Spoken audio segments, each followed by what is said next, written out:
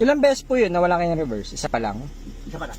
Sige, kasi wala namang code eh. Kasi kung may problem sa internal ng transmission nyo, magko-code yun. Kumbaga, hindi na kayo aabot ng dito, ng walang code. So, baka TCM problem, so, pwedeng program, pero so far, dito, wala naman. Hindi siya lumalabas eh. Okay.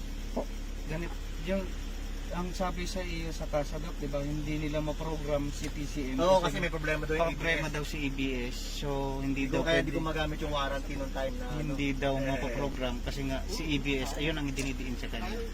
Kaya kailangan matanggal si EBS. Sige, check natin sir kasi voltage nyo 13.3. So, okay naman. Mababa yan sir. Anong specific na voltage? Ayan sir, 13.3.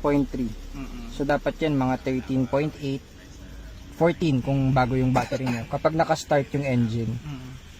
Sige. Okay.